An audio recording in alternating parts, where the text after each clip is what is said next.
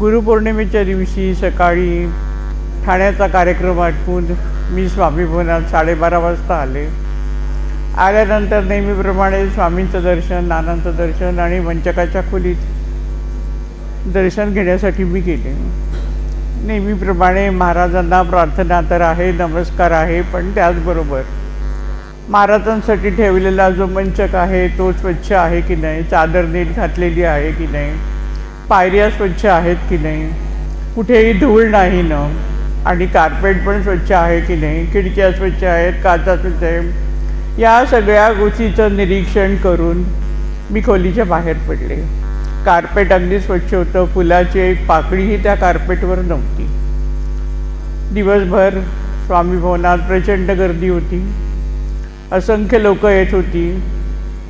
दर्शनाला 9:30 वाजता मी परत स्वामींच्या मंचकाच्या खोलीत गेले. त्यावेळेला दाराशे उंबरठ्याच्या इथे मी आले आणि त्या क्षणाला मला कार्पेटवर, म्हणजे ज्या 2 पायऱ्या स्वामींच्या तिथे ठेवलेल्या आहेत मंचकाला, स्वामींच्या आदेशानुसार आपण तो मंचक घडवला आहे आणि स्वामींनी आदेश देताना मंचकाला पायऱ्या असाव्यात असं सांगितलं होतं.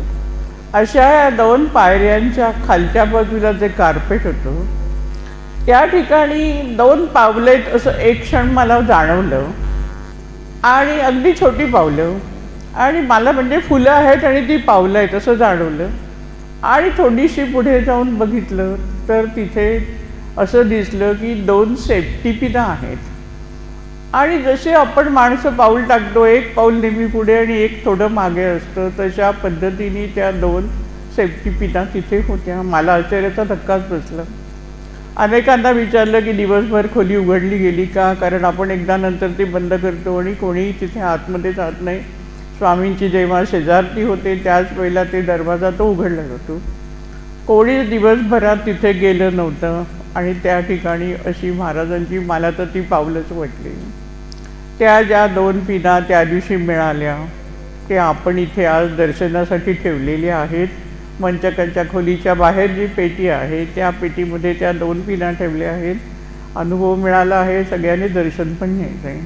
योगायोग असा की गुरुपौर्णिमेला अनुभव मिळाला आणि त्याच्यानंतर स्वामी आपला आजचा कार्यक्रम होता आणि म्हणून आज त्या पादुकांची तिथे स्थापना केलेली आहे. योगायोगाने असं आहे की स्वामी ज्या वेळेला माझ्या घरामध्ये कलशपूजेमध्ये प्रगट झाले ते स्वामी पण जवळजवळ 8 महिने दिसत होते, आणि त्या वृक्षाचं जे रोपण करायचं होतं त्याचा योग पण बरोबर नानांचा जन्मदिन आला.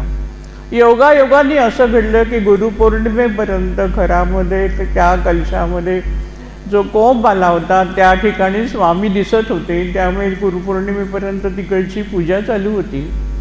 आणि त्याच्यानंतर हळूहळू स्वामींचं एक एक गोष्ट दिसेनाशी झाली, आणि बरोबर आपला परत मोठा कार्यक्रम हा नानांचा जन्मदिन होता आणि त्या दिवशीच त्या नारळाचं रोपण करण्यात आलेलं आहे. आता या 2 अनुभवात बरोबर नानांच्या जन्मदिनीच एखादी गोष्ट घडावी याच्या पाठीमागे केवळ एकच कारण आहे की श्री स्वामी समर्थांचं नानांच्यावर असलेलं उत्कट प्रेम. गुरुला नेहमी आपला शिष्य खूप मोठा व्हावा असं वाटत असतं, आणि म्हणून या शिष्याच्या, स्वामींच्या शिष्योत्तमाच्या जन्मदिनी हा अनुभव आपल्याला स्वामी भवनात मिळालेला आहे. सद्गुरू श्री स्वामी समर्थ.